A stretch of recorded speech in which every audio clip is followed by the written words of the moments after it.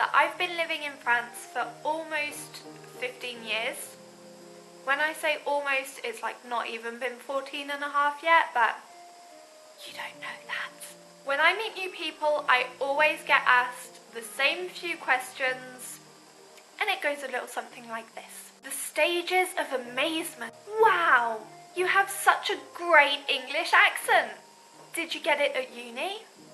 And being a really non-sarcastic person, the typical answer is, yeah, I walked into uni and bought it. I of course answer, I'm English. And this is where the fun starts. They then suddenly become experts of English geography and ask you where you lived. Oh no. Unfortunately for them, I come from Norfolk, which means having to describe England and which part I'm from. Do you see the big round bit? I come from there. Since they now know I'm English, they always compliment me on my French accent and then have that look of disappointment when I tell them it's because I've lived here for 14 years.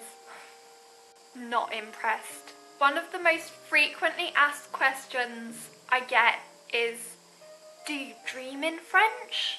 And I think that anybody living in a foreign country probably gets that all the time when they meet new people. And yes, I do dream in French.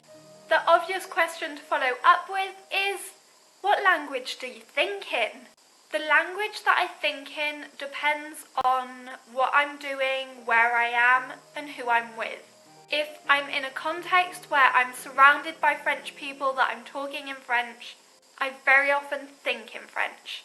However, when I'm on my own, I tend to do most of my thinking in English. I've also been in school for most of my life in France, and the only subject that, well, apart from English, the only subject that I would think in English was maths. No matter where I am, who I'm with, or what I'm doing, I always do maths in English.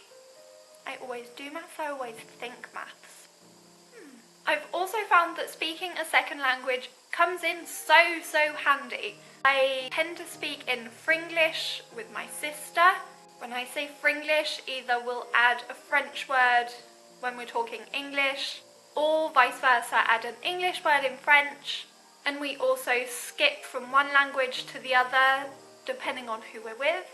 It also comes in really handy when we want to say something to each other that we don't want other people to hear.